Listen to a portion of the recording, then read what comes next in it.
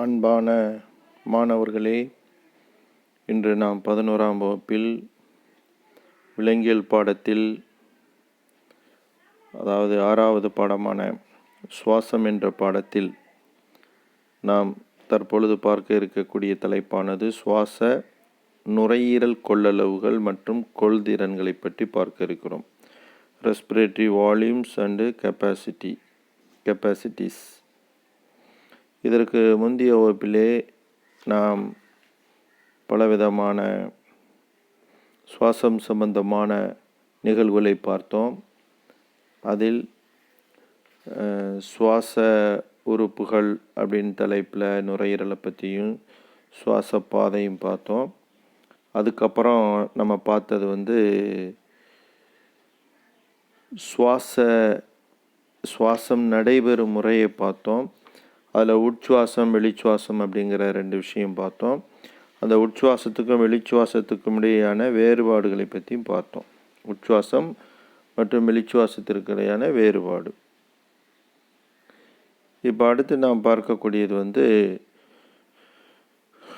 நுரையீரல் கொள்ளளவுகள் மற்றும் கொள்திறன் என்ற தலைப்பில். இப்போ சுவாச கொள்ளளவுகள் அப்படின்னு எடுத்துக்கிட்டோம்னா, சுவாசத்தின் ஒவ்வொரு நிலையின் போதும் உள்ள காற்றினுடைய கொள்ளளவானது பல்வேறு சுவாச கொள்ளளவுகளாக குறிக்கப்படுகிறது. அந்த பல்வேறு சுவாச கொள்ளளவுகளில் ஒன்று மூச்சு காற்று அளவு. இது ஆங்கிலத்தில் டைடல் வால்யூம், சுருக்கமாக டிவின்னு சொல்கிறோம், டிவி. அடுத்து 2வது நாம் பார்க்கக்கூடியது உட்சுவாச சேமிப்பு கொள்ளளவு, இன்ஸ்பிரேட்டரி ரிசர்வ் வால்யூம். இதை சுருக்கமாக ஐஆர்வி அப்படின்னு சொல்கிறோம், ஐஆர்வி. அடுத்து 3வது வெளிச்சுவாச சேமிப்பு கொள்ளளவு, எக்ஸ்பிரேட்டரி ரிசர்வ் வால்யூம், இஆர்வி. அடுத்து 4வது எஞ்சிய கொள்ளளவு, ரெசிடியூவல் வால்யூம், ஆர்வி அப்படின்னு சொல்கிறோம். இப்போ நம்ம இங்கே சொல்லக்கூடிய இந்த ஆங்கில வார்த்தையினுடைய சுருக்க எழுத்து இருக்கு பாருங்கள், இது அதிகமாக இங்கே பயன்படுத்தப்படுவதனால் நீங்கள் இதை நினைவில் கொள்ள வேண்டும். இதில் மூச்சுக்காற்று அளவு டைடல் வால்யூம்னு ஆங்கில வார்த்தையை சுருக்கமாக டிவின்னு சொல்கிறாங்க. அதுமாதிரி உட்சுவாச சேமிப்பு கொள்ளளவை சுருக்கமாக ஐஆர்வி, வெளிச்சுவாச சேமிப்பு கொள்ளளவை இஆர்வி, அடுத்து எஞ்சிய கொள்ளளவை ஆர்வி. இதெல்லாம் நுரையீரல் கொள்ளளவு. அடுத்து கொள்திறன் அப்படின்னு எடுத்துக்கிட்டோம்னா, கொள்திறனில் கிட்டத்தட்ட அது ஒரு 4 வகை சொல்லியிருக்காங்க. கொள்திறனில் ஒன்று உட்சுவாசத்திறன். 1வது உட்சுவாசத்திறன். உட்சுவாசத்திறனை இன்ஸ்பிரேட்டரி கெப்பாசிட்டி அப்படின்னு சொல்கிறோம். அது ஆங்கிலத்தில் ஐசி, இன்ஸ்பிரேட்டரி கெப்பாசிட்டி. அதுமாதிரி அடுத்தது பார்த்திங்கன்னா எக்ஸ்பிரேட்டரி கெப்பாசிட்டி, வெளிச்சுவாசத்திறன், அதை ஈசின்னு சொல்கிறோம், எக்ஸ்பிரேட்டரி கெப்பாசிட்டி. அடுத்து மொத்த நுரையீரல் கொள்ளளவு திறன். மொத்த நுரையீரல் கொள்ளளவு திறன் தான் டோட்டல் லங் கெப்பாசிட்டி, அதை டிஎல்சி அப்படின்னு சொல்கிறாங்க, டிஎல்சி. அதேமாதிரி அடுத்தது நிமிட கொள்ளளவு, நிமிட சுவாச கொள்ளளவு. நிமிட சுவாச கொள்ளளவு மைனூட் ரெஸ்பிரேட்டரி வால்யூம், மைனூட்டுங்கிறத minute respiratory volume, minute respiratory volume தான் நிமிட சுவாச கொள்ளளவுன்னு சொல்கிறோம். அடுத்தது 5வதாக சொல்லக்கூடியது டெட் ஸ்பேஸ், பயனற்ற இடம். இது போன்ற பல்வேறு கொள்ளளவு மற்றும் கொள்திறனை நாம் இந்த சுவாசம்ன்ற பாடத்தில் நம்ம பார்க்க இருக்கின்றோம். அதில் நாம் முதலாவதாக மூச்சுக்காற்று அளவுன்னு சொல்லக்கூடிய டைடல் வால்யூம்டா என்ன? டைடல் வால்யூம் அதாவது என்ன சொல்கிறாங்கன்னா, ஒவ்வொரு இயல்பான சுவாசத்தின் போதும் உள்ளேறும் காற்று மற்றும் வெளியேறும் காற்றினுடைய கொள்ளளவே மூச்சுக்காற்று அளவு என்று அழைக்கப்படுகிறது. அதாவது இயல்பான ஒவ்வொரு சுவாசத்தின் போதும் உள்ளே செல்லக்கூடிய காற்று மற்றும் வெளியே செல்லக்கூடிய காற்றினுடைய அந்த கொள்ளளவை தான் மூச்சுக்காற்று அளவு அப்படின்னு சொல்கிறோம். இந்த அளவு எவ்வளோ அப்படின்ற சுமார் 500 மில்லிலிட்டர். இந்த 500ங்கிறது ரொம்ப முக்கியம். மூச்சுக்காற்றினுடைய அளவு எவ்வளவுன்றா 500 மில்லிலிட்டர். 500 மில்லிலிட்டருங்கிறது 1/2 litre, 0.5 litre. சரி, ஒரு சாதாரண மனிதனால் ஒவ்வொரு நிமிடமும் சுமார் 6000 8000 மில்லிலிட்டர் அளவுள்ள காற்றை உள்ளிழுக்க முடியும். சரியா? ஒரு சாதாரண மனிதனால் 6000 8000 மில்லி லிட்டர் அளவுள்ள காற்றை உள்ளிழுக்கவோ அல்லது வெளியேற்றவோ இயலும். 6000ங்கிறது 6 லிட்டர் டு 8 லிட்டர். சரி, மில்லி லிட்டரை நம்ம லிட்டரில் மாற்றினா 6 டு 8 லிட்டர் அதாவது மினிமம் 6 லிட்டர், மேக்சிமம் 8 லிட்டர். இந்த 8 லிட்டர் காற்றை நம்ம என்ன சொல்கிறோம், உள்ளே இழுக்கவோ அல்லது வெளியேற்றவோ ஒரு நிமிடத்திற்கு முடியும்.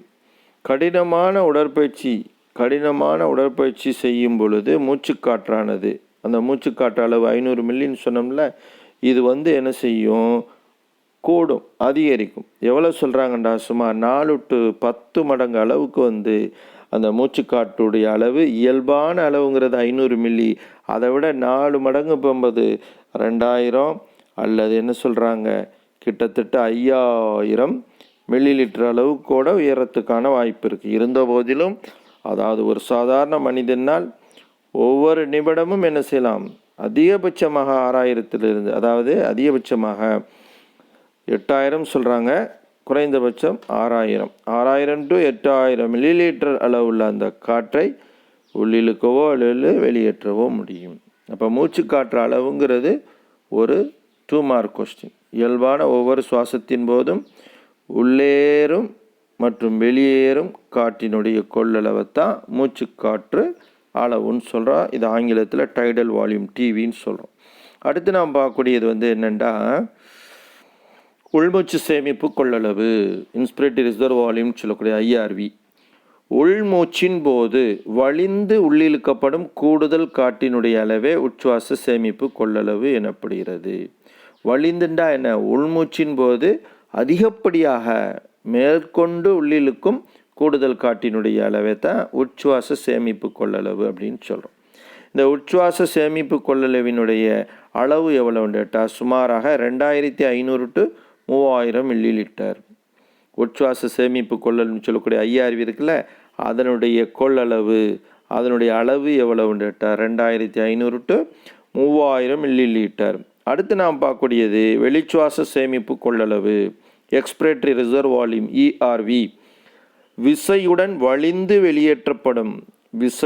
வழிந்து வெளியேற்றப்படும் கூடுதல் காற்றினுடைய அளவே வெளிச்சுவாச சேமிப்பு கொள்ளளவு. அதாவது வெளிச்சுவாசத்தின் போது சாதாரணமாக வெளியிடக்கூடிய காற்றை விட கூடுதலாக அதிக விசையுடன் ரொம்ப அதிகமாக வெளியேற்றப்படும் அந்த கூடுதல் காற்றினுடைய அளவு தான் வெளிச்சுவாச சேமிப்பு கொள்ளல்னு சொல்லுவோம். இப்போ உள்ளிழுத்து வெளியிடுறதுக்கு பேர் தான் நம்ம ஆக்சுவலாக என்ன செய்யணும், மூச்சுக்காற்று அளவுன்னு சொல்கிறோம். அதில் வெளியேற்ற போகும்போது கூடுதலாக வெளியேற்றக்கூடியது ரொம்ப என்ன செய்யணும், நம்ம அதிகமாக விசையுடன் வழிந்து வெளியேற்றப்படும் இந்த கூடுதல் காற்றினுடைய அளவை தான் வெளிச்சுவாச சேமிப்பு கொள்ளளவு. இதனுடைய அளவு பாருங்கள், 1000 to 1200 1000 1100 மில்லி லிட்டர். உச்சுவாச சேமிப்பு கொள்ளளவு சொன்னோம் 2500 3000 மில்லி லிட்டர். வெளிச்சுவாச சேமிப்பு கொள்ளளவுன்னு சொல்லியிருக்க ERV, expiratory reserve volume 1000 1100 milli litre. அடுத்து எஞ்சிய கொள்ளளவு, ரெசிடியூவல் வால்யூம் சொல்லலாம், ரெசிடியூவல் வால்யூம் ஆர்வி. விசையுடன் வெளியேற்றப்பட்ட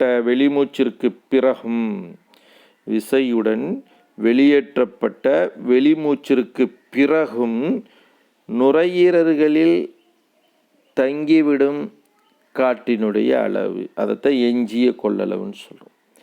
விசையுடன் நம்ம காற்றை வெளியேற்றின பிறகும் நுரையீரலில் தங்கி இருக்கக்கூடிய காற்றினுடைய அளவு, மீத நுரையீரலில் இருக்கக்கூடிய. அப்போ நம்ம காற்றை வெளியேற்றியாச்சுன்னா நுரையீரல் உள்ள எல்லா காற்றும் வெளியில் போச்சுன்னு அர்த்தம் இல்லை. அந்த இடையில என்ன செய்யும், ஒரு குறிப்பிட்ட அளவு காற்றானது மீதமாக தங்கி இருக்கும். அந்த தங்கி இருக்கக்கூடிய அதைத்தான் நம்ம என்ன சொல்கிறோம், எஞ்சிய கொள்ளளவு. விசையுடன் வெளியேற்றப்பட்ட வெளிமூச்சிற்கு பிறகும் நுரையீரலில் தங்கிவிடும் காற்றினுடைய அளவு எஞ்சிய கொள்ளளவு. இதனுடைய அளவு தான் 1100 1200. வெளிச்சுவாச சேமிப்பு கொள்ளளவு 1000 1100. இது 1100 1200. வெளிச்சுவாச சேமிப்பு கொள்ளளவு உச்சுவாச சேமிப்பு கொள்ளளவு 2500 3000. அது மாதிரி மூச்சுக்காற்று அளவு இருக்குல்ல, மூச்சுக்காற்று அளவு அது 500 மில்லி லிட்டர். சரியா, ஒரு நிமிடத்திற்கு நாம் சுவாசிக்கக்கூடிய அந்த காற்றினுடைய அளவு 6000 8000. அது மாதிரி ஒரு நிமிடத்திற்கு எத்தனை முறை நம்ம சுவாசிக்கிறோம்னு கேட்டாங்கன்னா ஒரு நிமிடத்திற்கு 12 to 16 முறை. சரியா? சரி, அடுத்து இப்போ பார்க்கக்கூடியது நம்ம ரெஸ்பிரேட்டரி கெப்பாசிட்டின்னு சொல்லக்கூடிய சுவாச திறன்கள். சுவாச நுரையீரல் கொள்ளளவு பார்த்தோம். அடுத்து கொள்திறன், சுவாச கொள்திறன், அதாவது நுரையீரலுடைய அந்த கொள்திறன் அதை பார்க்குறோம். Respiratory capacities. அந்த ரெஸ்பிரேட்டரி கெப்பாசிட்டியில் முதல்ல நம்ம பார்க்கக்கூடியது உயிர்ப்பு திறன் அல்லது முக்கியத்திறன். உயிர்ப்பு திறன் அல்லது முக்கியத்திறன், அதை வைட்டல் கெப்பாசிட்டின்னு சொல்கிறோம். விசி, வைட்டல் கெப்பாசிட்டி. நம்ம ஏற்கனவே சொன்னோம், இது மூச்சுக்காற்று அளவுங்கிறது டைடல் வால்யூம், இது வைட்டல் கெப்பாசிட்டி. சரியா? டைடல் வால்யூமை டிவிண்டும், ரெஸ்பிரேட்டரி இன்ஸ்பிரேட்டரி ரிசர்வ் வால்யூமை ஐஆர்விண்டும், எக்ஸ்பிரேட்டரி ரிசர்வ் வால்யூமை இஆர்விண்டும், எஞ்சிய கொள்ளல்னு சொல்லக்கூடிய ரெசிடியூவல் வால்யூம் ஆர்வி அப்படின்னு சொன்னோம். இப்போ சுவாச திறன்களில் உயிர்ப்பு திறன் அல்லது முக்கியத்திறன், அதை தான் விசி. விசினா வைட்டல் கெப்பாசிட்டி. அதிகபட்சமான ஒரு உட்சுவாசத்திற்கு பிறகு வெளியேற்றப்படும் காற்றின் அதிகபட்ச கொள்ளளவு, அதைத்தான் நம்ம உயிர்ப்பு திறன் சொல்கிறோம். அதிகபட்சமாக ஒரு உட்சுவாசத்திற்கு பிறகு வெளியேற்றப்படும் காற்றின் அதிகபட்ச கொள்ளளவு, அதுதான் உயிர்ப்புத்திறன் அல்லது முக்கியத்திறன் சொல்கிறோம். இந்த உயிர்ப்புத்திறன்கிறது காற்றை அதிகபட்சமாக உள்ளிழுத்து பின் அதிகபட்சமாக வெளியேற்றுவதாகும். அதிகபட்சமாக காற்றை உள்ளிழுத்து பின் அதிகபட்சமாக வெளியேற்றுவது, அதுதான் நம்ம உயிர்ப்புத்திறன் சொல்கிறோம். இந்த உயிர்ப்புத்திறன் எதை உள்ளடக்கியது அப்படின்னு சொல்கிறாங்கண்டா, உயிர்ப்புத்திறன் என்பது வெளிச்சுவாச சேமிப்பு கொள்ளளவு ப்ளஸ் மூச்சு காற்று அளவு ப்ளஸ் உட்சுவாச சேமிப்பு கொள்ளளவு, இந்த மூன்றையும் உள்ளடக்கியதான் உயிர்ப்புத்திறன் அப்படின்னு சொல்லக்கூடிய முக்கிய திறன். இதை வைட்டல் கெப்பாசிட்டின்னு சொல்லக்கூடியது. அப்போ அதை ஒரு ஃபார்முலா மாதிரி சொன்னாங்கண்டா, ஒரு வாய்ப்பாடு மாதிரி சொன்னாங்கண்டா, உயிர்ப்புத்திறன் உயிர்ப்புத்திறனை விசின்னு சொல்கிறோம், வெளிச்சுவாச சேமிப்பு கொள்ளளவை ERV, expiratory reserve volume, plus மூச்சுக்காற்றளவு டைடல் வால்யூம், ப்ளஸ் உள்சுவாச சேமிப்பு கொள்ளளவு இன்ஸ்பிரேட்டரி ரிசர்வ் வால்யூம். அப்போ VC ERV plus TV plus IRV. VC ERV plus TV plus IRV. Expiratory reserve volume plus tidal volume plus inspiratory reserve volume. Reserve வால்யூம்ங்கிறது காமனாக RV, இன்ஸ்பிரேட்டரிண்டா உள்ள, எக்ஸ்பிரேட்டரிண்டா வெளியே, tidal வால்யூம்ங்கிறது மூச்சுக்காற்று அளவு. இந்த மூணும் சேர்ந்தது தான் உயிர்ப்புத்திறன், வைட்டல் கெப்பாசிட்டி அப்படின்னு சொல்கிறோம். சரி, அடுத்து நாம் பார்க்கக்கூடியது உட்சுவாசத்திறன். உள்மூச்சு சேமிப்பு கொள்ளளவுன்னு சொன்ன மாதிரி இங்கே உட்சுவாசத்திறன், இன்ஸ்பிரேட்டரி கெப்பாசிட்டி. இயல்பான வெளிச்சுவாசத்தை தொடர்ந்து ஒரு மனிதன் உள்ளிழுக்கும் காற்றின் மொத்த கொள்ளளவிற்கு உட்சுவாசத்திறன் என்று பெயர். இயல்பான வெளிச்சுவாசத்தை தொடர்ந்து அடுத்து நடக்கக்கூடிய உட்சுவாசம்தான். அப்போ வெளிச்சுவாசம்னா காற்றை வெளியேற்றுறது. இயல்பான வெளிச்சுவாசத்தை தொடர்ந்து ஒரு மனிதன் உள்ளிழுக்கக்கூடிய காற்றின் மொத்த கொள்ளளவிற்கு உட்சுவாசத்திறன் என்று பெயர். இது 2 இதை உள்ளடக்கியது. எப்படின்னு கேட்டால், உட்சுவாசத்திறன் என்பது மூச்சுக்காற்று அளவு மற்றும் உள்மூச்சு சேமிப்பு கொள்ளளவு. மூச்சுக்காற்று அளவையும் உள்மூச்சு சேமிப்பு கொள்ளளவையும் உள்ளடக்கியது தான் உட்சுவாசத்திறன். அப்போ உட்சுவாசத்திறன்கிறது என்ன, IC, inspiratory capacity. IC is equal to மூச்சுக்காற்று அளவு ப்ளஸ் உட்சுவாச சேமிப்பு கொள்ளளவு. மூச்சுக்காற்று அளவை தான் டிவின்னு சொல்லுவோம், tidal volume plus inspiratory reserve volume. இப்போ நம்ம சொல்லக்கூடியது inspiratory capacity. IC is equal to TV plus IRV. Tidal வால்யூம்ங்கிற மூச்சுக்காற்று அளவு ப்ளஸ் ஐஆர்வின்னு சொல்லக்கூடிய இன்ஸ்பிரேட்டரி ரிசர்வ் வால்யூம் உள்மூச்சு, அதை உள்சுவாச சேமிப்பு கொள்ளளவு. இது உட்சுவாசத்திறன். உட்சுவாசத்திறனை பார்த்தோம். அடுத்து நம்ம பார்க்கக்கூடியது வெளிச்சுவாசத்திறன். அடுத்து பார்க்கக்கூடியது வெளிச்சுவாசத்திறன். Excretory capacity EC. இந்த இசிங்கிறது எக்ஸ்பிரேட்டரி கெப்பாசிட்டி. இயல்பான உட்சுவாசத்தை தொடர்ந்து, அங்கே உட்சுவாசத்திறன்கிறது இயல்பான வெளிச்சுவாசத்தை தொடர்ந்துன்னு சொன்னோம். இங்கே வெளிச்சுவாசத்திறன்கிறது இயல்பான உட்சுவாசத்தை தொடர்ந்து ஒரு மனிதன் வெளியேற்றக்கூடிய காற்றின் மொத்த கொள்ளளவிற்கு வெளிச்சுவாசத்திறன் என்று பெயர். இயல்பான உட்சுவாசத்தை தொடர்ந்து, அதாவது உட்சுவாசத்திற்கு பிறகு ஒரு மனிதன் வெளியேற்றக்கூடிய காற்றினுடைய மொத்த கொள்ளளவிற்கு வெளிச்சுவாசத்திறன் என்று பெயர். இந்த வெளிச்சுவாசத்திறனானது 2 இதை உள்ளடக்கியது. ஒன்று மூச்சுக்காற்றினுடைய அளவையும் வெளிச்சுவாச சேமிப்பு கொள்ளளவையும் உள்ளடக்கியது. அப்போ வெளிச்சுவாசத்திறன் சொல்லக்கூடிய இசி இஸ் ஈக்குவல் டு மூச்சுக்காற்று அளவுன்னு சொல்லக்கூடிய TV plus excretory reserve volume சொல்லக்கூடிய வெளிச்சுவாச சேமிப்பு கொள்ளளவு. அப்போ வெளிச்சுவாசத்திறன் என்பது மூச்சுக்காற்று அளவு ப்ளஸ் வெளிச்சுவாச சேமிப்பு கொள்ளளவு. அப்போ EC is equal to TV plus ERV. அடுத்து மொத்த நுரையீரல் கொள்ளளவு திறன், டோட்டல் லங் கெப்பாசிட்டி டிஎல்சின்னு சொல்கிறோம். விசையுடன் உள்ளிழுக்கப்பட்ட உட்சுவாசத்தை தொடர்ந்து நுரையீரல் ஏற்றுக்கொள்ளும் காற்றின் மொத்த அளவே மொத்த நுரையீரல் கொள்ளளவு திறன். விசையுடன் உள்ளிழுக்கப்பட்ட உட்சுவாசத்தை தொடர்ந்து நுரையீரல் ஏற்றுக்கொள்ளும் காற்றின் மொத்த அளவே மொத்த நுரையீரல் கொள்ளளவு திறன். இந்த மொத்த நுரையீரல் கொள்ளளவு திறன் என்பது 2 உள்ளடக்கியது. உயிர்ப்பு திறன் மற்றும் எஞ்சிய கொள்ளளவு. உயிர்ப்பு திறனையும் எஞ்சிய கொள்ளளவையும் உள்ளடக்கியது தான் இந்த நுரையீரலில் மொத்த கொள்ளளவு திறன் சொல்லக்கூடியது. Total lung capacity. இப்போ அந்த டோட்டல் லங் கெப்பாசிட்டியை நம்ம எதெல்லாம் உள்ளடக்கியதுன்னு சொல்கிறோம்? உயிர்ப்பு திறன் ப்ளஸ் எஞ்சிய கொள்ளளவு. அப்போ TLC is equal to vital கெப்பாசிட்டின்னு சொல்லக்கூடிய உயிர்ப்பு திறன் ப்ளஸ் ரிசர்வ் வால்யூம் எஞ்சிய கொள்ளளவு. இப்போ இதில் உயிர்ப்பு திறன்கிறது என்ன? உயிர்ப்பு திறன்கிறது ஆக்சுவலாக நம்ம ஏற்கனவே பார்த்தோம். உயிர்ப்பு திறன்கிறது 3 உள்ளடக்கியது. என்ன 3 உள்ளடக்கியது?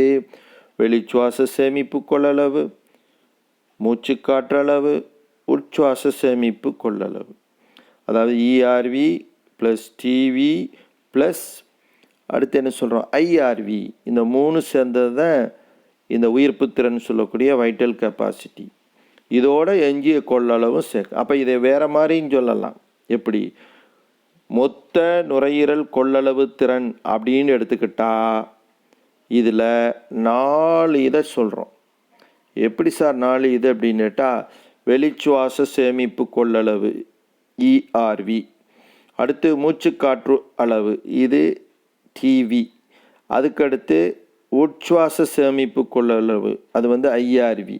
இந்த 3 சேர்ந்தது தான் உயிர்ப்பு திறன். இப்போ 4வது எஞ்சிய கொள்ளளவுன்னு சொல்லக்கூடிய ரெசிடியல் வால்யூம். சரியா? இப்போ இது எல்லாத்தையும் சேர்த்தாத்தான் மொத்த நுரையீரல் கொள்ளளவு திறன் வரும். அப்போ அதை சிம்பிளாக சொல்கிறதுக்காக என்ன சொல்கிறாங்க? உயிர்ப்பு திறனும் எஞ்சிய கொள்ளளவும் உள்ளடக்கியது தான் மொத்த நுரையீரல் கொள்ளளவு திறன். அப்போ மொத்த நுரையீரல் கொள்ளளவு திறன் என்றால் என்னென்று கேட்டால், விசையுடன் உள்ளிழுக்கப்பட்ட சுவாசத்தை தொடர்ந்து நுரையீரல் ஏற்றுக்கொள்ளும் காற்றினுடைய மொத்த அளவே மொத்த நுரையீரல் கொள்ளளவு திறன் சொல்கிறோம். இதில் வெளிமூச்சு சேமிப்பு கொள்ளளவு, மூச்சுக்காற்றுடைய அளவு, உள்மூச்சு சேமிப்பு கொள்ளளவு, எஞ்சிய கொள்ளளவு எல்லாம் சேர்ந்துடும். அப்போ இந்த மொத்த நுரையீரல் கொள்ளளவு திறன் எடுத்துக்கிட்டோம்னா இது எவ்வளவுன்னு சொல்கிறாங்க? சுமாராக 6000 மில்லி லிட்டர் அப்படின்னு சொல்கிறாங்க. நம்ம ஏற்கனவே சொன்னோம், அதாவது ஒரு சாதாரண மனிதனால் ஒவ்வொரு நிமிடமும் எவ்வளவு காற்றை உள்ளிழுத்து வெளியேற்ற முடியும் அப்படிங்க போகும்போது ஒரு நிமிடத்தில் 6000 - 8000 மில்லி லிட்டர் அப்படின்னு சொல்கிறோம். அப்போ ஒரு நிமிடங்க போகும்போது ஒரு நிமிடத்தில் 6000 to 8000 மில்லி லிட்டருங்க போகும்போது நம்ம அதாவது மூச்சுக்காற்றுடைய அளவு இருக்குல்ல, மூச்சுக்காற்றினுடைய அளவுங்க போகும்போது 500 மில்லி லிட்டர். அந்த 500 மில்லி லிட்டரையும் இந்த அதாவது குறைந்தபட்சத்தில் 6000தோட நம்ம வந்து மல்டிப்ளை பண்ணணும். அதாவது பெருக்கி கிடைக்கக்கூடிய அளவை பார்த்தீங்கன்னா நம்ம எவ்வளோ ஒரு நிமிடத்தில் காற்ற நம்ம வந்து உள்ளிழுத்து வெளியிடுறோம் அப்படிங்கிறத நம்ம தெரிஞ்சிடும். அதுக்கு அடுத்ததுலேயும் ஒரு சில விஷயங்கள் கொடுத்துருக்குறாங்க, அது என்னங்கிறத பார்ப்போம். இதில் பார்த்தீங்கன்னா நிமிட சுவாச கொள்ளளவுன்னு ஒன்று கொடுத்துருக்காங்க. நிமிட சுவாச கொள்ளளவு அப்படிங்கிறது அதாவது மினிட் ரெஸ்பிரேட்டரி வால்யூம். ஒரு நிமிடத்தில் சுவாசப்பாதையினுள் செல்லும் காற்றினுடைய அளவிற்கு நிமிட சுவாச கொள்ளளவு. ஒரு நிமிடத்தில் சுவாசப்பாதையினுள் செல்லும் காற்றினுடைய அளவிற்கு நிமிட சுவாச கொள்ளளவு என்று பெயர். இப்போ இதை பற்றி சொல்ல போகும்போது என்ன சொல்கிறாங்கன்னா, ஒரு நிமிடத்தில் சுவாசப்பாதையில் செல்லும் காற்றினுடைய அளவு. இப்போ இயல்பான மூச்சுக்காற்றுடைய அளவு என்ன? 500 மில்லி லிட்டர். இயல்பான சுவாச வீதம் எவ்வளவு? ஒரு நிமிடத்தில் 12 to 16 முறைன்னு சொல்லுவோம். இயல்பான சுவாச வீதம் ஒரு நிமிடத்தில், அதுதான் 12 to 16. அதில் குறைஞ்ச அளவு 12 கொடுத்துருங்க. 12 பார் நிமிடம் அப்படின்னு கொடுத்து 12 முறை பார் நிமிடம். ஒரு நிமிடத்திற்கு 12 முறை. அதிகபட்சமாக போனால் 16 முறை. அப்போ நிமிட சுவாச கொள்ளளவுன்னு எடுக்க போகும்போது இயல்பான மூச்சுக்காற்றுடைய அளவு 500 மில்லி லிட்டர். ஒவ்வொரு முறையும் 500 மில்லி காற்றை உள்ளே இழுத்து வெளியிடுறோம். ஒரு நிமிடத்திற்கு இல்லை, ஒரு முறை காற்றை நம்ம உள்ளிழுக்க போகும்போது 500 போகுது, அதே மாதிரி வெளியேற்ற போகும்போது 500 வெளியேறும். சரியா? அப்போ அந்த மாதிரி பார்க்க போகும்போது இயல்பான சுவாச வீதம் 12ங்க போகும்போது 12 × 500. சரியா? 12 × 500. இதை நம்ம பெருக்கி பார்த்தோம்னா சரியா கிடைக்கக்கூடியது வந்து 6000 மில்லி லிட்டர். எனவே ஒரு நிமிட நுரையீரல் கொள்ளளவுங்கிறது என்ன சொல்கிறாங்கன்னா 6000 மில்லி லிட்டர் அல்லது 6 லிட்டர் பெர் நிமிடம். சரியா? இது எப்படி வந்துச்சுன்னு தெரியுதுல்ல? அதாவது ஒரு முறை நம்ம சுவாசிக்க காற்றை உள்ளிழுத்து வெளியிடக்கூடிய அளவு தான் வந்து 500 மில்லி லிட்டர். அப்போ ஒரு நிமிடத்திற்கு எத்தனை முறை நம்ம வந்து சுவாசிக்கணும்னா 12 முறை.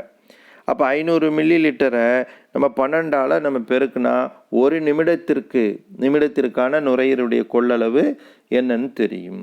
அந்த ஒரு நிமிடத்திற்கான நுரையீரல் கொள்ளளவு தான் 6000 மில்லி லிட்டர் அல்லது 6 லிட்டர் பெர் நிமிடம். இது ஒரு ஆரோக்கியமான மனிதனில் ஒரு சில நேரத்தில் ரொம்ப வேகமாக சுவாசிக்கிறோம் அப்படின்னுட்டா இன்னும் கூடும். அதாவது எப்படின்னா உடற்பயிற்சியில் செய்ய போகும்போது அப்போ அதிகபட்சமாக என்ன 8 லிட்டர் 8000 மில்லி லிட்டர் வரை வரலாம். சரியா? அப்போ ஒரு நிமிடத்திற்கான நுரையீரலுடைய கொள்ளளவு குறைந்தபட்சம் 6 லிட்டர். இது எப்படி வந்துச்சு அப்படின்ட்டா ஒரு முறை நம்ம வந்து காற்றை உள்ளே எடுக்கிறது, அதுதான் வந்து மூச்சு காற்றளவுன்னு சொல்கிறோம். அது 500 மில்லி லிட்டர். ஒரு நிமிடத்திற்கு 12 முறை நம்ம சுவாசிக்கிறோம். அப்படிங்க போகும்போது 12 × 500 மொத்தத்தில் 6000 மில்லி லிட்டர், அதுதான் 6 லிட்டர்னு சொல்கிறோம். அடுத்து பாருங்கள், பயனற்ற இடம்னு ஒன்று கொடுத்துருக்கு. பயனற்ற இடம் டெட் ஸ்பேஸுங்கிறது சுவாச மண்டலத்தினுள் உள்ளிழுக்கப்படும் காற்றின் ஒரு பகுதி. உள்ளிழுக்கப்படக்கூடிய காற்றினுடைய ஒரு பகுதி சுவாச பாதையை நிரப்பினாலும் அவை வாயு பரிமாற்ற பரப்பை சென்று சேராது. அப்படி சென்று சேராமலே வெளியேற்றப்படுகிறது. அந்த சென்று சேராமலே வெளியேற்றப்படக்கூடிய அந்த காற்று இருக்கு பாருங்க, பரிமாற்ற பணியில் ஈடுபடாமலேயே வெளியேற்றப்படுகிறது. காற்று பரிமாற்ற பணியில் ஈடுபடாமலே வெளியிடப்படுகிறது. எனவே இந்த காற்றை, அந்த இடம் கூட சொல்ல, இந்த காற்றை பயனற்ற இடம் என்று அழைக்கிறோம். அதாவது சுவாச மண்டலத்தில் உள்ளிழுக்கப்படும் காற்றின் ஒரு பகுதி சுவாச பகுதியை நிரப்பினாலும் வாயு பரிமாற்ற பரப்பை சென்று சேராமலேயே வெளியேற்றப்படுகிறது. அதே நேரத்தில் இந்த காற்று அந்த காற்றானது அதாவது பரிமாற்ற பணியில் ஈடுபடாமலேயே வெளியேற்றப்படுகிறது. புரியுதா? அந்த இடையில் இருக்கக்கூடிய அந்த காற்றானது எங்கே போகுது? பரிமாற்ற பரப்பை சென்று சேராமலே வெளியேற்றப்படுகிறது. இந்த காற்றானது பரிமாற்ற பணியில் ஈடுபடாமலே வெளியேற்றப்படுகிறது. எனவே இந்த காற்றை பயனற்ற இடம் என்று அழைக்கிறோம். இதனுடைய அளவு எவ்வளோ சொல்கிறாங்க பாருங்கள். பயனற்ற இடம்னு சொல்லக்கூடிய டெட் ஸ்பேஸினுடைய கொள்ளளவு 150 மில்லி லிட்டர். இந்த 150 மில்லி லிட்டர் காற்றானது எங்கே போகல? அந்த சுவாச பரிமாற்றத்திலேயே பங்கு கொள்ளலை, இடையிலேயே நின்றுது. சரியா? அப்போ 500 மில்லி காற்றில் 350 காற்று தான் பயன்படுத்தப்படுது.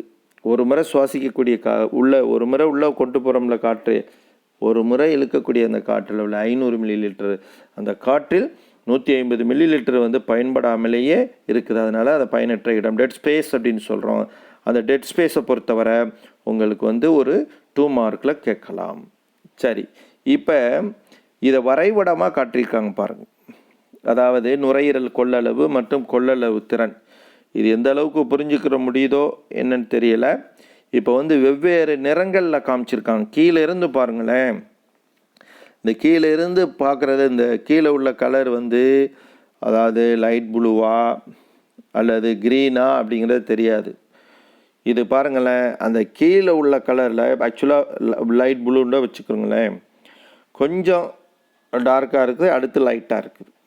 அந்த கீழே உள்ளதுக்கு மேலே இருக்க பாருங்கள், வெளிரிய நீல நிறத்தில் இருக்குல்ல, அந்த பகுதி இருக்கு பாருங்கள், அது எஞ்சிய கொள்ளளவுக்கான பகுதி. இப்போ இதில் காற்றை நம்ம சுவாசிக்க போகும்போது சாதாரணமாக, அதாவது மூச்சுக்காற்று அளவுன்னு சொல்லக்கூடிய அந்த டைடல் வால்யூம் இருக்குல்ல, மூச்சுக்காற்று அளவு, டைடல் வால்யூமையே டிவின்னு சொல்லுவோம். அந்த டிவின்னு சொல்லக்கூடிய டைடல் வால்யூம் சாதாரணமாக அந்த ரெட்டு மேலே சிவப்பு நிறத்தில் இருக்கிறதுக்கு கீழே பிங்க்ன்ற ரோஸ் நிறத்தில் இருக்குது பாருங்கள். அந்த லைன் ஃபுல்லாக என்ன அப்படின்னா மூச்சுக்காற்றளவு, அதாவது டைடல் வால்யூம் சொல்லக்கூடிய டிவி, அது 500 மில்லி. அந்த லைன் ஃபுல்லாக குறைவாக தான் இருக்கும். காற்றினுடைய அளவு 500 மில்லி தான். ஒரு முறை உள்ளே இழுத்து வெளியிடுறது. இதேமாதிரி ஒரு நிமிடத்திற்கு 12 முறை நம்ம உள்ளே இழுத்து விடுறோம். அந்த லைன் என்ன, மூச்சுக்காற்று அளவு 500 மில்லி லிட்டர். இப்போ வெளியிடுறது மாதிரி இங்கே இந்த வெளிச்சுவாச சேமிப்பு கொள்ளளவுன்னு சொல்லிட்டு ERVன்னு கொடுத்துருக்காங்க பாருங்கள். அதில் எல்லோ கலர் ஜோன் இருக்குல்ல, அந்த எல்லோ கலர் ஏரியாவில் பார்த்தீங்கன்னா அந்த வெளி நோக்கி வர்ற மாதிரி, அப்படியே கீழ் நோக்கி வர்ற மாதிரி காமிச்சிருக்காங்க. அது உள்நோக்கி இல்லை, ஆக்சுவலாக வெளி நோக்கி வர்ற மாதிரி காமிச்சிருக்காங்க. இதை வெளிச்சுவாச சேமிப்பு கொள்ளளவு.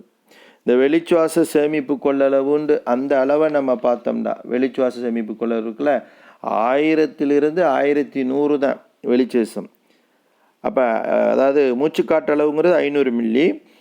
எல்லோ கலர் ஜோனில் கொடுத்துருக்கிறது வெளிச்சுவாச சேமிப்பு கொள்ளளவு, அது 1000 to 1100 மில்லி தான்.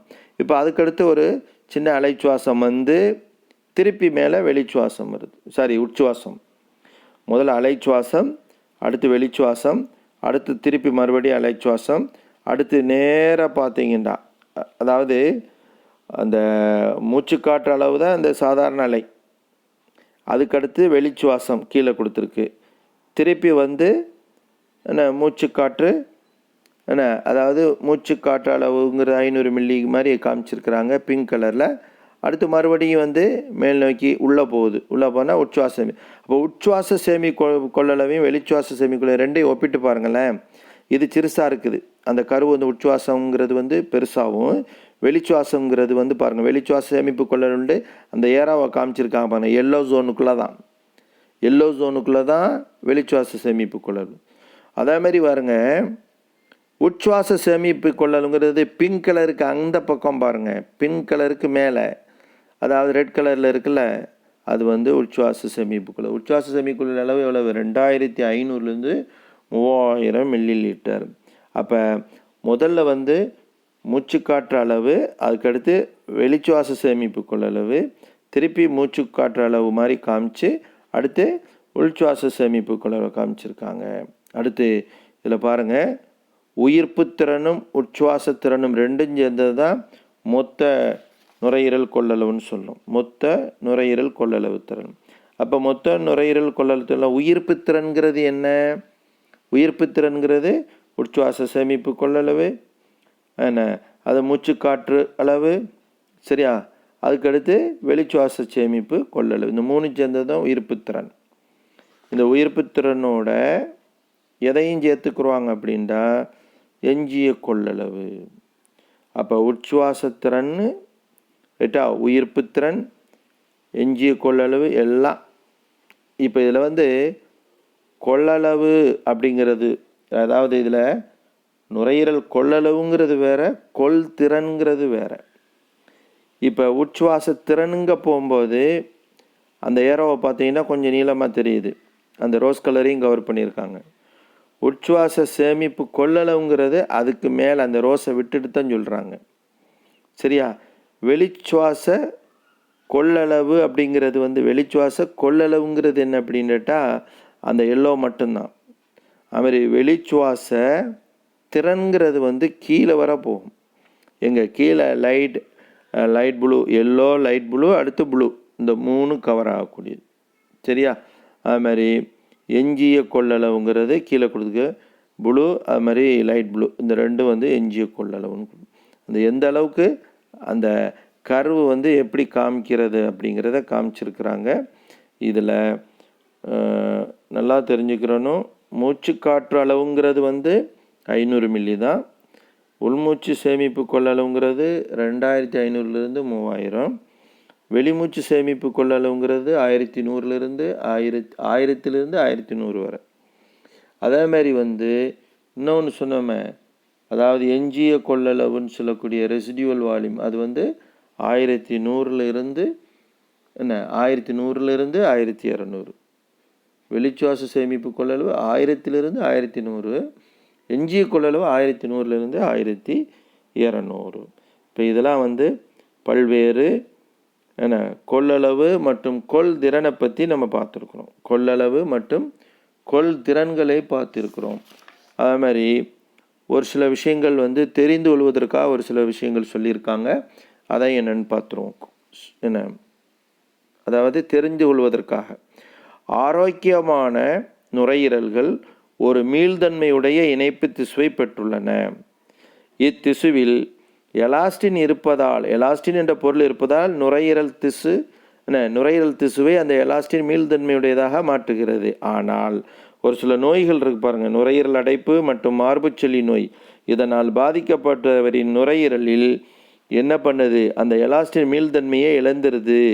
ஏன் அப்படின்னு சொல்கிறாங்கடா, எலாஸ்டேஸ் என்னும் நொதி எலாஸ்டின்கள் மீது செயல்பட்டு அவற்றை சிதைத்து விடுவதால் அந்த நுரையீரலில் அந்த எலாஸ்டினுடைய மீள்தன்மை கம்ப்ளீட்டாக அது இழந்துடுறதுனால மொத்தத்தில் நுரையீரல் சுருங்கி விரியக்கூடிய தன்மையை இழந்துடும்.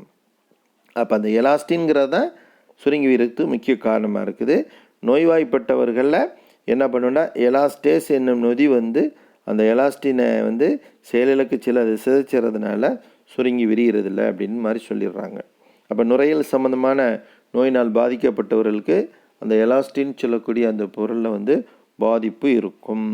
அது காரணம் அந்த நொதி. எந்த நொதி? எலாஸ்டேஸ்ங்கிற நொதி. சரி, அடுத்து நாம் பார்க்கக்கூடியது வாயு பரிமாற்றம் அப்படின்னு தலைப்பில் பார்க்கணும். அதை அடுத்த கிளாஸில் நம்ம பார்ப்போம். நன்றி.